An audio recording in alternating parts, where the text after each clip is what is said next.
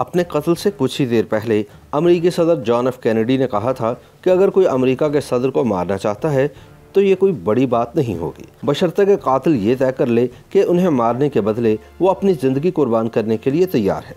अगर ऐसा हो जाता है तो दुनिया की कोई भी ताकत मुझे नहीं बचा सकती। 21 मई सन 1991 की रात 10:21 पर तमिलनाडु के इलाके शेरी पेम्बदूर में कुछ ऐसा ही हुआ। 30 साल की खुदकुश बमबार औरत संदल का एक हार लेकर इंडिया के वजीर आजम राजीव गांधी की जानिब बढ़ी और जैसे ही वो इनके पैर छूने के लिए झुकी, एक जोरदार धमाका हुआ। उस वक्त स्टेज पर राजीव गांधी के एजाज में एक नगमा गाया जा रहा था।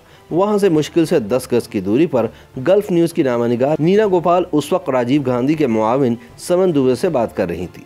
नीना गोपाल ने सिर्फ घंटा पहले ही गाड़ी के सफर के दौरान राजीव गांधी का इंटरव्यू किया था, जो कि उनका आखिरी इंटरव्यू साबित हुआ। नीना गोपाल कहती हैं कि मेरी आंखों के सामने बम फटा। मैं आमतौर पर सफ़ेद कपड़े नहीं पहनती।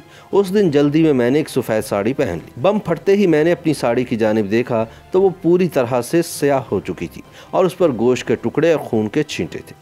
ये एक मौजज़ा था कि मैं बच गई। मेरे आगे खड़े तमाम लोग इस धमाके में हलाक हो गए थे। नीना बताती हैं कि खुदकुश बम धमाके से पहले पिट पिट की पिटाखे जैसी आवाज़ सुनाई दी और फिर बम फट गया। जब मैं आगे बढ़ी तो मैंने देखा कि लोगों के कपड़ों में आग लगी हुई थी। लोग चीख रहे थे और चारों जानिब भगदड़ मची हुई थी।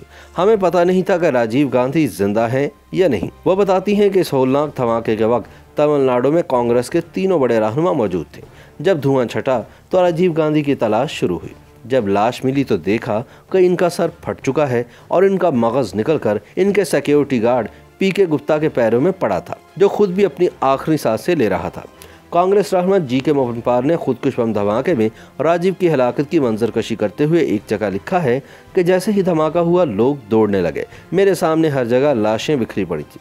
राजीव के सिक्योरिटी गार्ड प्रदीप गुप्ता अभी जिंदा थे। इन्होंने मेरी जानिब देखा, कुछ बड़बड़ाए और मेरे सामने ही दम तोड़ दिया, जैसे कि वो राजीव गांधी को किसी के हवाले करना चाहते हों।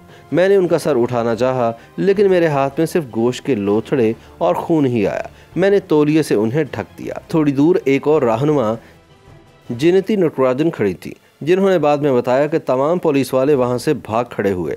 मैं लाशों को देख रही थी इस उम्मीद के साथ कि मुझे राजीव ना दिखाई दे। पहले मेरी नज़र प्रदीप गुप्ता पर पड़ी।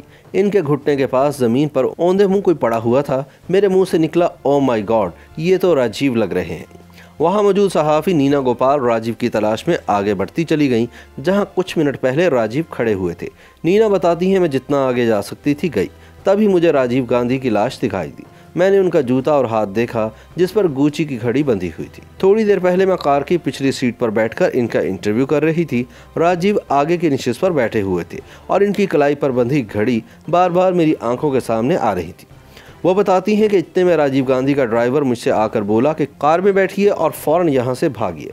मैंने जब कहा कि मैं यहीं रहूंगी तो उसने कहा कि यहाँ बहुत गड़बड़ होने वाली है। हम निकले और उस एम्बुलेंस के पीछे पीछे अस्पताल गए, जहाँ राजीव की लाश को ले जाया जा रहा था। दिल्ली में राजीव के घर पर सन्नाटा छाया हुआ था। राजीव के पर्सनल सेक्रेटरी विंसन जॉर्ज अपने घर की जानिब निकल चुके थे।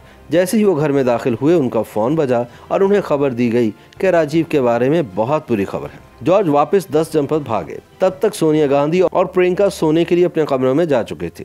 तभी इनके पास भी फ़ोन आया कि सब खैरियत तो है। सोनिया ने इंटरकॉम पर जॉर्ज को तलब किया। जॉर्ज उस वक्त किसी से फ़ोन पर चेन्नई में बात कर रहे थे, जिससे इन्हें इस बात की तस्दीक हो गई थी कि राजीव पर हमला हुआ है, लेकिन वो सोनिया गांधी को बताने की हिम्मत नहीं कर पा रहे थे।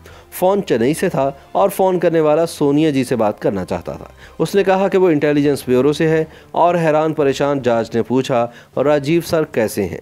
दूसरी जानिब से कुछ देर खामोशी रही। वह भराई हुई आवाज़ में चीखे कि तुम बताते क्यों नहीं, राजीव कैसे हैं? जवाब में फ़ोन करने वाले ने कहा कि अब वो इस दुनिया में नहीं है और फिर लाइन कट गई। जॉर्ज सोनिया का नाम पुकारते हुए दौड़े। सोनिया बाहर आई और उन्हें अंदाज़ा हो गया था कि कुछ अनहोनी हुई है। जॉर्ज ने कांपती हुई आवाज़ में कहा, मैडम चेन्नई में एक बम हमला हुआ है। सोनिया ने पूछा कि क्या राजीव ठीक है, लेकिन जॉर्ज की खामोशी ने सोनिया को सब कुछ बता दिया। इसके बाद 10 जनपद ने पहली बार सोनिया की चीखें सुनी। वो इतनी ज़ोर से रो रही थी कि बाहर जमा होने वाले कांग्रेसी रहनुमाओं को इनकी आवाज़ें साफ सुनाई दे रही थी। इस मामले की तहकीकात के लिए सीआरपीएफ के नीम फौजी दस्ते के आईजी डॉक्टर DR कार्तिकन की क़यादत में खुसूसी तहकीकाती टीम बनाई गई। कुछ ही महीनों में इस कत्ल के इल्ज़ाम में LTTE के 7 अरकान को गिरफ्तार कर लिया गया। इस मामले में मुश्तबा शख्स शिवरासन और इसके साथियों ने गिरफ्तार होने से पहले ही सायानाइड खा लिया। 1 साल के अंदर चार्जशीट दाखिल कर दी गई।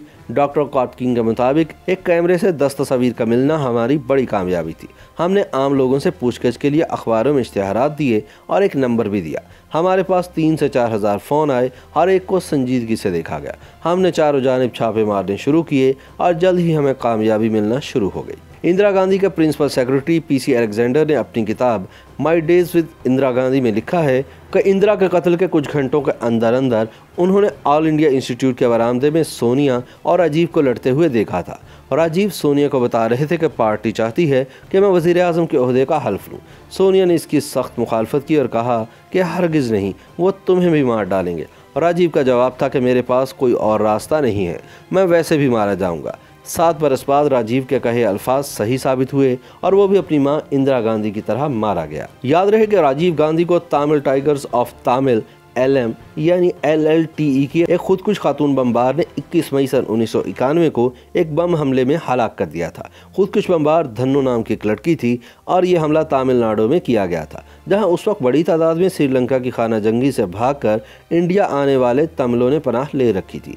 राजीव गांधी ने खाना जंगी ख़त्म करने के लिए श्रीलंका के साथ एक मुआहदा करने के बाद सन 1987 में एक क़याम अमन फोर्स श्रीलंका भेजी थी, लेकिन चंद ही महीनों के अंदर भारतीय फ़ौज और तमिल टाइगर्स के दरमियान लड़ाई शुरू हो गई थी। माना जाता है कि तमिल टाइगर्स ने इंतकाम लेने के लिए राजीव गांधी को कत्ल किया था। राजीव गांधी के कत्ल के वक्त श्रीलंका पर वज़ीर आज़म प्रेमदासा की हुकूमत थी, जो राजीव गांधी को शदीद नापसंद करते थे। वो चाहते थे कि भारत अपनी मुदाखलत श्रीलंका में मुकम्मल तौर पर रोक दे। YouTube पर गूगली न्यूज देखने के लिए youtube.com की सर्च बार में गूगली न्यूज TV टाइप करें। गूगली न्यूज के पेज पर सुर्ख रंग के सब्सक्रिप्शन वाले बटन पर क्लिक करना ना भूलिए। YouTube पेज पर अपलोड होने वाली वीडियोस से बाखबर रहने के लिए बेल आइकन पर क्लिक कीजिए। आपको हर नई वीडियो के बारे में नोटिफिकेशन मौसूल हो जाएगा।